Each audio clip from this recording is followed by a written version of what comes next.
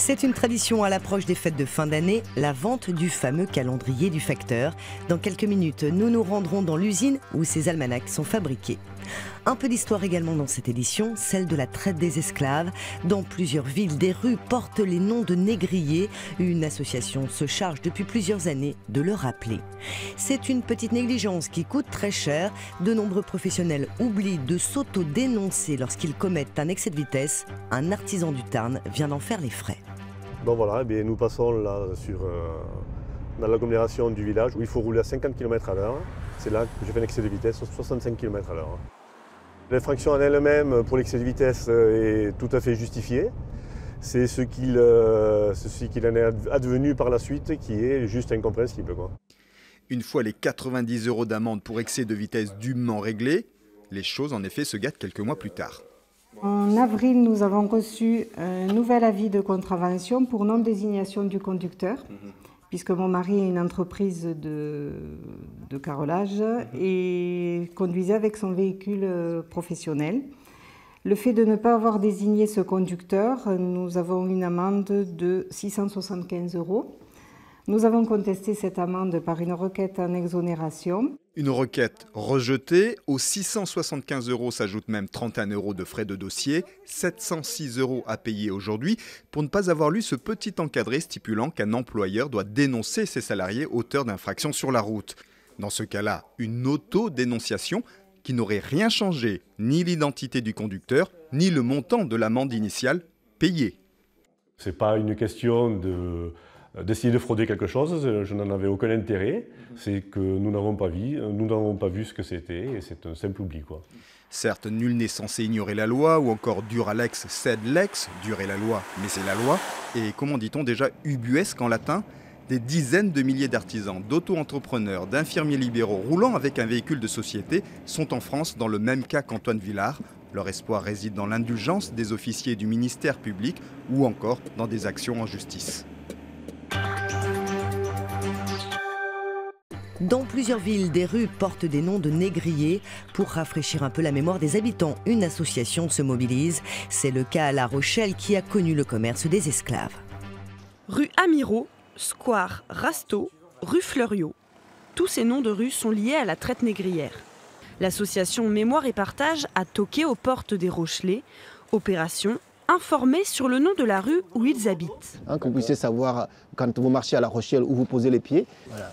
L'association ne veut pas débaptiser les rues, mais poser des panneaux explicatifs. À La Rochelle, nous avons 6 rues qui honorent des personnes qui se sont enrichies grâce à la traite des Noirs et à l'esclavage, donc grâce à un crime contre l'humanité. Aujourd'hui, nous sommes sur le square Giraudot. Les gens, la plupart du temps, ne le connaissent pas. Et lorsqu'on leur apprend qui est Giraudot, il peut y avoir un mouvement de recul. Et pour nous, ce qui est essentiel, c'est qu'on puisse expliquer, qu'on puisse faire de la pédagogie. L'avis des habitants sur cette idée de panneau est mitigé. C'est bien parce que des fois on voit des noms sur des panneaux, on ne sait pas à quoi ça correspond, on ne sait pas ce que ça veut dire, on ne sait pas qui c'est. Comme là je ne sais pas. À mes yeux, ce n'est pas une bonne chose. Je pense que l'effort de mémoire, la collectivité le fait, l'a déjà fait, le fera encore. C'est à partir du XVIe siècle que la ville de La Rochelle s'enrichit grâce au commerce triangulaire. Les luxueux hôtels particuliers du centre-ville en sont les témoins. Selon la mairie, un travail de médiation est engagé depuis les mandats de Michel Crépeau. Il faut faire la part des choses entre un certain nombre de gens qui ont participé en direct à la traite négrière et de gens qui sont honorés et qui sont de la famille, mais qui ne sont pas forcément des négriers eux-mêmes et qui en sont les enfants ou les petits-enfants. L'association continue sa campagne. Le mois prochain, elle sera au Havre et à Nantes. Elle terminera son action en février dans l'une des plus grandes villes négrières, Bordeaux. Un brin kitsch, mais toujours très attendu en cette fin d'année, le calendrier du facteur est en cours de distribution. Ces almanachs et leurs fameuses photos d'animaux ou de paysages sont fabriqués depuis 1958 à Maillet dans la Sarthe. Ils trônent dans les cuisines ou les entrées de vos maisons. Vaches, phares, chatons, c'est de l'usine Lavigne que sortent 4 millions de calendriers du facteur chaque année depuis 1958. Après l'impression, cette machine en assemble 2 par seconde. On est au niveau de l'encartage, avec une couverture souple, un cahier, plus un deuxième cahier départemental. Ils descendent sur une chaîne, ils sont agrafés, massicotés, Et après, il part directement sur un emballage pour l'expédition. La production commence en mars, car ce sont les facteurs qui commandent directement leurs almanachs, parfois dès le printemps pour la fin d'année.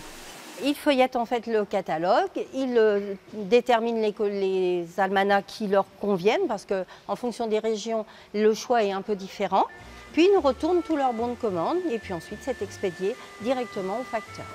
Malgré le succès incontesté des chiots et des petits oiseaux, les ventes de la vigne baissent légèrement. Alors il faut en permanence renouveler le catalogue. Plus de 300 nouveaux modèles sont créés chaque année. Ici vous avez un street art. Ici, vous avez la fameuse Reine des Neiges sous licence Disney avec un produit pailleté. Et puis, le petit nouveau de cette année, c'était le Tour de France, qui est reconduit forcément pour l'année prochaine. Les expéditions de calendrier se terminent la semaine prochaine, mais la saison ne s'arrête pas. Pour 2019, les modèles sont déjà prêts.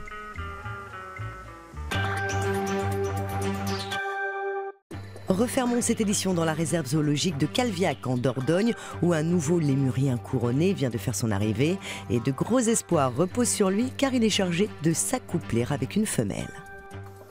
C'est dans cette petite maison en bois, bien à l'abri des regards, que le lémurien couronné se remet doucement du voyage. Il a été très calme tout le long du voyage de Besançon jusqu'ici. Maïri, jeune mâle d'1 an et demi, a la lourde tâche de perpétuer son espèce. Son nom, traduit du malgache, est déjà de bon augure. La traduction, c'est « fort vaillant », parce que comme nous, à Besançon, ils avaient eu beaucoup de difficultés à avoir le premier petit. Donc le premier petit qui a vraiment survécu, c'est Maïri, vaillant. Le lémurien couronné est une espèce en voie de disparition. Son milieu naturel à Madagascar est menacé, alors les programmes de sauvegarde se multiplient.